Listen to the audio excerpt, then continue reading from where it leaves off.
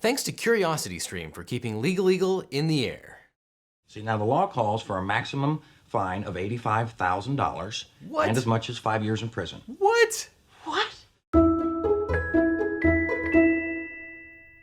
Hey Legal Eagles, it's time to think like a lawyer. Today we are covering the series finale of Seinfeld. I was never a huge Seinfeld fan, so I haven't seen that many episodes, and I don't think I've ever actually seen the finale. What?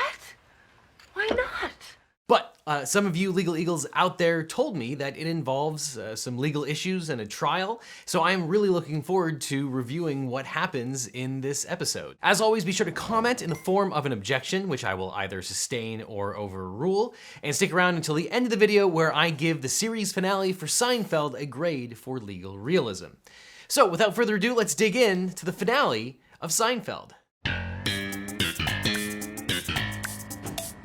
Okay, so what has happened in this episode so far, which is not legal per se, but I think it sets up the rest of this episode. The gang decides to go on a vacation in Paris. NBC gives them the use of their private jet. Because they were screwing around in the air, the pilot had to do an emergency landing in this very small town in Massachusetts, and so they are just kind of walking around this random town deciding what they're going to do next. And I think this is where the legal stuff kicks into gear. Nice day. Another one. All right, Fatso, out of the car. I'm gonna capture this. Come on! All right, so we've got a carjacking. Give me your wallet. Don't shoot. So the robber has his hand in his pocket, like there's a gun. See, the great thing about robbing a fat guy is it's an easy getaway, you know? They can't really chase you. It's actually doing him All right, some kind of crappy things to say. Get your wallet. Come on. Come on, come on. Yeah, that's a shame. I guess because they're New Yorkers, they're not gonna help. See. Officer!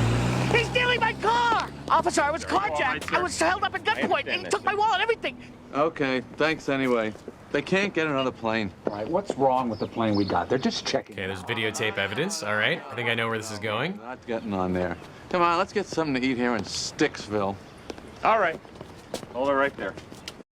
Okay, why isn't the police officer calling in for backup and chasing down this guy who just committed a carjacking here? You'd think that if someone was robbed at ostensibly gunpoint, I mean, we didn't see a gun, but the guy had his hand in his pocket and kind of gesturing it towards the poor guy who was being robbed, and it makes it seem like there's a gun. I mean, that is armed robbery. That is grand larceny in the first degree, and I mean, that's a major felony. So I don't know why this police officer is being so nonchalant about a first degree felony that has just occurred, and he's kind of letting the bad guy get away here. Hold it right there. What?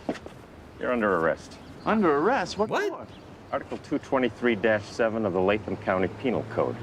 What? No, we didn't do anything. That's exactly right. The law requires you to help or assist anyone in danger. What? As long as it's reasonable to do so. I never heard No, of that's not a thing. It's called the Good Samaritan Law. Okay, this is really interesting from my perspective. So the writers of the show are conflating a couple of different things here. First of all, there is such a thing as Good Samaritan laws. A Good Samaritan law is an exception to general responsibility when you choose to act. To back up a little bit further, in American law, generally you do not have an obligation to help anyone under any circumstances unless you undertake some action and the law imputes a duty to you. So the classic example in law school is if you see someone drowning in a pool, you are not responsible for helping them out of the pool. But if you choose to actually help them get out of the pool where they're drowning, and you do so in a negligent way, well, then you can be held responsible for the damages that you caused to this poor person that was drowning, even though you undertook to save their life. And so the general rule is you do not have any kind of obligation to help your fellow man. And as New Yorkers, they're clearly exercising that normal right. Now, a Good Samaritan law is an exception to that rule that says if someone is in danger or you undertake to help that person where you wouldn't normally have an obligation, you are protected by law so that they can't turn around and sue you if you help them get out of a drowning pool, or you perform CPR on someone that was drowning, or you perform the Heimlich maneuver. Normally, without a Good Samaritan law, you might be liable for negligently performing the Heimlich maneuver or negligently performing CPR. But a Good Samaritan law is sort of a defense for Good Samaritans who help out. Okay, so that's the first thing. That's what a Good Samaritan law actually is. Now, number two is that generally, there are no affirmative duties, like this police officer has said, that there is some law that says that you have to undertake to actually help people. Now, there are a couple of exceptions to that rule, but let me see if they talk about this so-called Good Samaritan law in more detail to get an idea of what they're dealing with here. Good Samaritan law? Are they crazy? Why would we want to help somebody? I know. That's what nuns and Red Cross workers are for. The Samaritans are an ancient tribe. Very helpful to people. All right. Excuse me. Hi. Could you tell me what kind of law this is? Oh yeah, let's hear about the law. Well, they just passed it last year. Ah. And it's modeled after the French law. Okay, I it's heard about new. it after Princess Diana was killed and all those photographers were just standing around. Oh, yeah. Well, you're the first ones to be arrested on it. Probably in the whole country. Okay, so it's not often enforced. That makes sense. Let's pay the fine or something and get the hell out of here. Well, it's not that easy. See, now the law calls for a maximum fine of $85,000 What? and as much as 5 years in prison. What? What? Oh, no. We have to be in California next week. We're starting a TV show. California? Oh, gosh, I don't think so. Yeah, my guess is you're going to be prosecuted. Better get yourselves a good lawyer. Okay. All right, let's unpack this a little bit here. So what they're talking about here is not actually a Good Samaritan law. It's actually what's called a duty to rescue law. As I said before, normally you don't have a duty to rescue people. You are free to walk by an injured person without having to help. And a Good Samaritan law is the thing that actually gives you a defense if something goes wrong when you choose to help someone. But a duty to rescue does impute a duty on you as a passerby to actually intervene. Now, those are very, very rare because we don't want people to have to intervene in all circumstances, especially in instances like we saw with an armed carjacking. What were they supposed to do there? Presumably the guy had a gun, so the duty to rescue laws exist, but they are very, very rare. I know that California does actually have a variation on a duty to rescue law. It's not a duty to rescue, and certainly nothing like what you're seeing in Seinfeld, but it is a duty to report. In the wake of some of the reports of child abuse and child endangerment, California passed a law that said that you had to report certain crimes being committed against a child under the age of 14. But even there, it's not a felony to fail to report the crime. It is, I think, a misdemeanor and a fine of $1,500 or $2,000. There's no way that you're likely going to have an American law somewhere that says it is a major felony, up to 5 years in jail, to fail to intervene in another felony being committed. Who told you to put the cheese on? Did I tell you to put the cheese on? I didn't tell you to put the cheese on. Jerry Seinfeld on the phone. You people with the cheese. It never ends. Hello?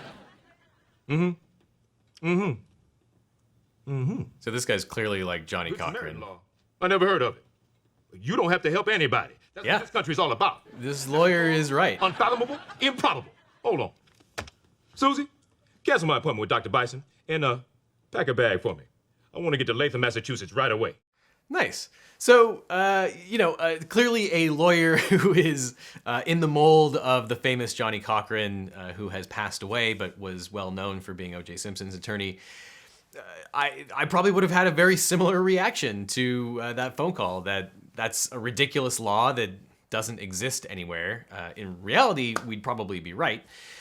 And number two, doesn't matter if your client's in jail, you get out of your office and you go to your client and you deal with whatever kind of local nonsense is going on. So yeah, I kind of like that lawyer character. So they got Jackie Childs, huh?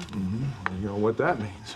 This whole place is going to be swarming with media by the time this thing is over. You're not going to be able to find a hotel room in this town. Astute legal eagles will recognize that character actor whose name escapes me at the moment, but he was the expert witness in My Cousin Vinny talking about the tire marks that were made in front of the sack of suds.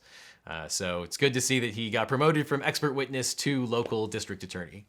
The whole country is going to be watching this. Now, we got to do And I think he's using the same accent, too. win it, no matter what the cost. Now, the big issue in this trial is going to be character. That is absolutely not true. Character actually is figuratively the least important thing in a criminal trial. And in fact, the prosecution doesn't even have the option to bring in character evidence in a situation like this. 4th District County Court in Latham, Massachusetts is now in session. The Honorable Judge Arthur Vandelay presiding. Vandelay? The judge's name is Vandelay? Vander who? Jerry, did you hear that? Yeah. I think that's a good sign. Is the district attorney ready to proceed? We are, Your Honor.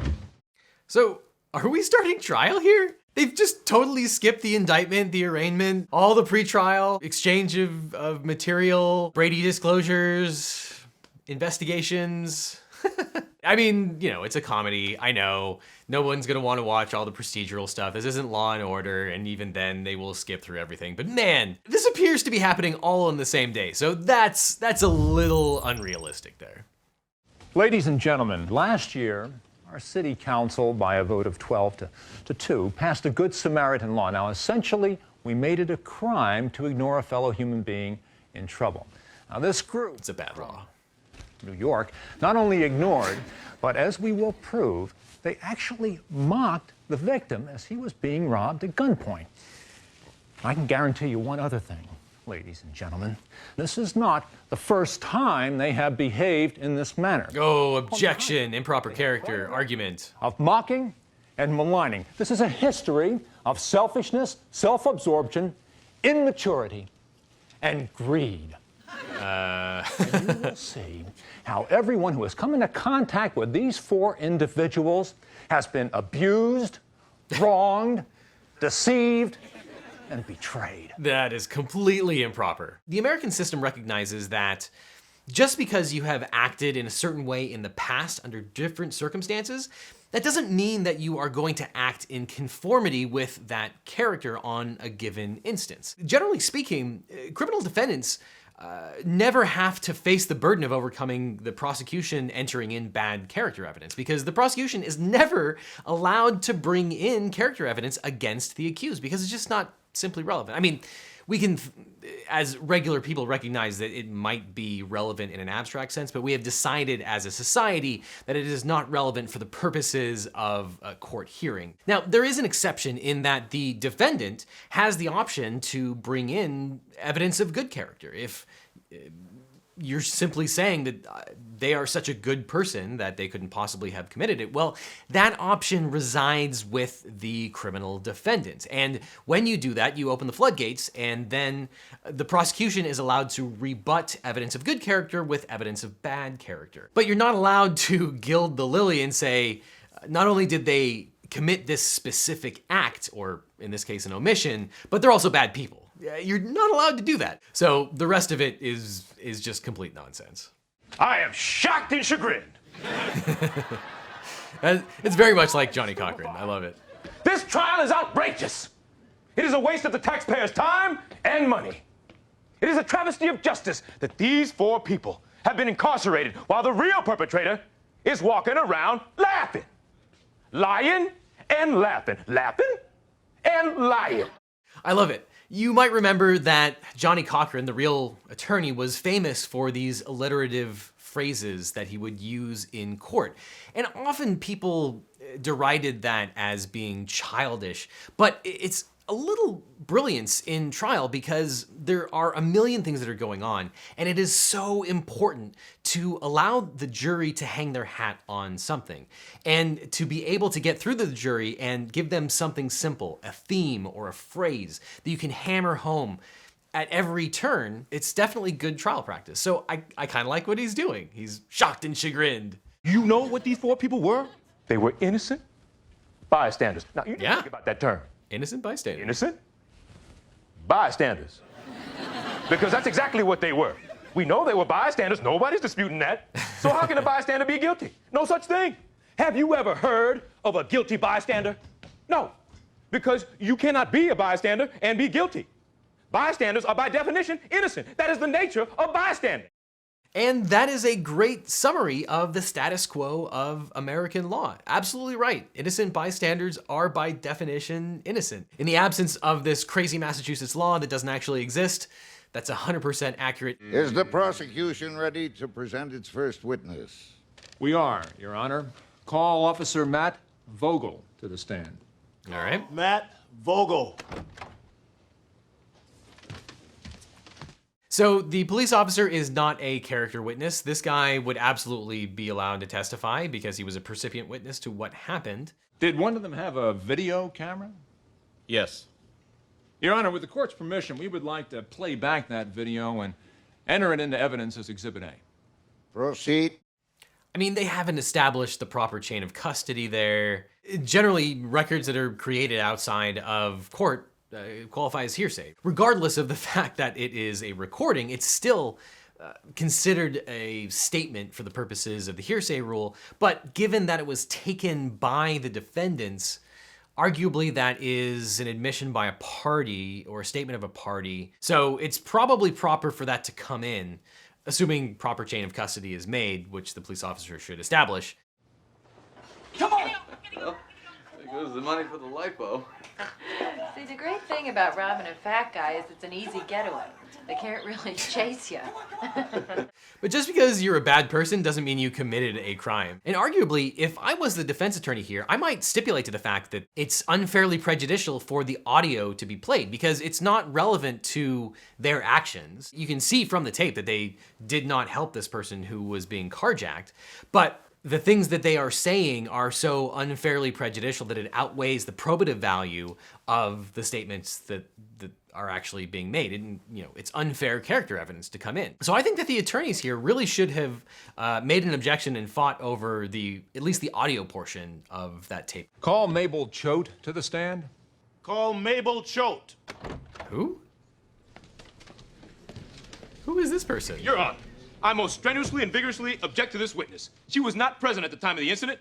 Her testimony is irrelevant, irrational, and inconsequential. Yep, 100%. Great objection. Has gone to great lengths and considerable cost to find these character witnesses. It is imperative that we establish this is not merely an isolated incident. It's part of a pattern of antisocial behavior that's been going on for years. No. Objection overruled.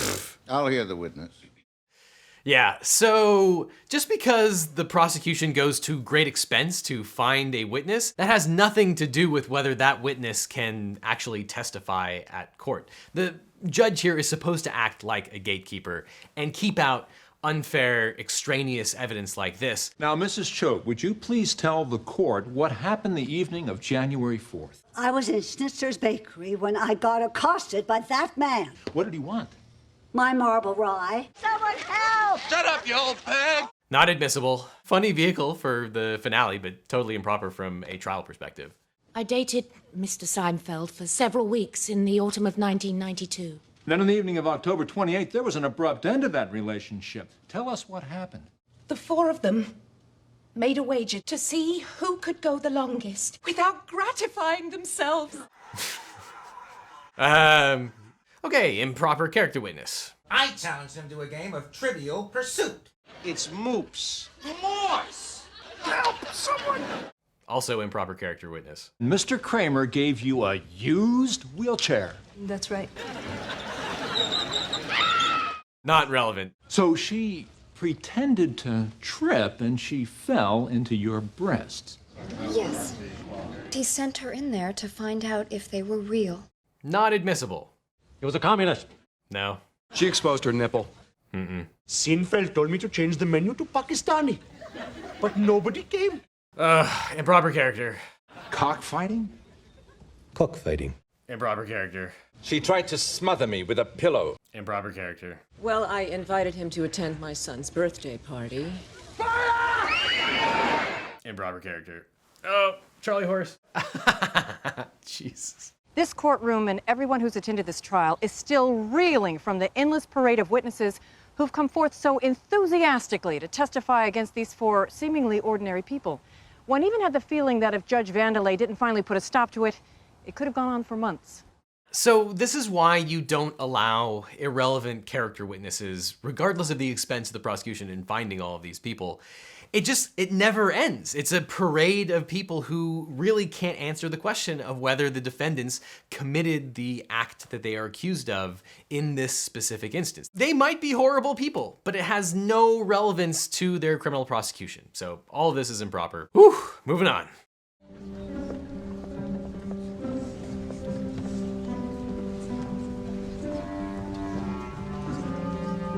So, does the defense not get to make a closing statement here? We're just going straight to jury deliberation. Will the defendants please rise? And how do you find with respect to the charge of criminal indifference? We find the defendants guilty. Well, I mean, as the crime was laid out, they were guilty of it. It's just a law that is stupid and should not be on the books. I do not know how or under what circumstances the four of you found each other. But your callous indifference and utter disregard for everything that is good and decent has rocked the very foundation upon which our society is built. I can think of nothing more fitting than for the four of you to spend a year removed from society so that you can contemplate the manner in which you have conducted yourselves. So in real life, there would be a separate sentencing hearing. In most places, there are guidelines that you have to follow to make sure that there aren't manifestly unjust sentences that are brought down. You wouldn't have the sentencing hearing immediately following the actual guilt portion of the trial, because there are all kinds of other factors that go into how much of a sentence they get. The judge here has decided a year on a maximum of 5 years. Whereas, you're going to have to take into account a lot of different kinds of evidence than what was elicited at the actual initial trial. So that would take place weeks or months later. There would be probably an immediate appeal given the ridiculous number of character witnesses that were called in, which was clearly unjust and unduly prejudicial. And yeah, this conviction is totally going to get overturned on appeal. Okay, that was the series finale of Seinfeld. Funnier than I remember. I might have to actually go back and watch a few more episodes of Seinfeld because maybe I just couldn't appreciate it when I was a younger man. But now it's time to give Seinfeld a grade for legal realism. On the one hand, you have a discussion of laws that kind of exist in some circumstances. There's no such thing as criminal indifference that I'm aware of in any US jurisdiction, maybe in France. But there are duty to report laws, and so there are sometimes duties that are imputed to individuals who would otherwise be an innocent bystander. And I really like the character of Jackie Childs. He is a simulacrum of Johnny Cochran. Same initials, same litigation style. It's a little cartoonish, but also indicative of some really good trial practice in there as well. On the other hand, you have dozens of improper witnesses. You have a law that would not exist in real life, so the whole premise for the show is thrown into question. And you have a timeline where they are convicted of a major felony in the span of 48 hours, maybe? So all in all, I'm going to have to give the finale of Seinfeld a D+ for realism. No soup for you. Like, that's a Seinfeld thing, right? No soup for you. Now, if you liked Seinfeld, which is a story about nothing, you'll love the documentaries on CuriosityStream, which are stories about something. One film I've really been enjoying ever since I did a review of Star Trek The Next Generation is called Trek Nation. It's all about the history of Star Trek and Gene Roddenberry as told by his son. It's about Star Trek, but it's also the story of what it's like to be the rebellious, non-Trekkie son of Gene Roddenberry and Majel Barrett, and how he came to understand why Star Trek means so much to so many people. There are tons of interviews with the people that made Star Trek what it is today, like Ronald D. Moore, Jonathan Frakes. Would you display this as a trophy? Do you have a pet? Do you have a sweet tooth? And J.J. Abrams. So if you want a documentary that is actually about something, you've got to check out CuriosityStream. Legal Eagles get a free account for 30 days by clicking the link below or by using the promo code LegalEagle. Using the promo code really helps out this channel. So click on the link below and get CuriosityStream for free. I bet Jerry and the gang would really like to watch all of the award-winning documentaries on CuriosityStream while they spend the next year in jail for criminal indifference. I don't think it's that bad. Do you agree? Leave your objections in the comments and check out my other Real Lawyer reactions over here where I will see you in court.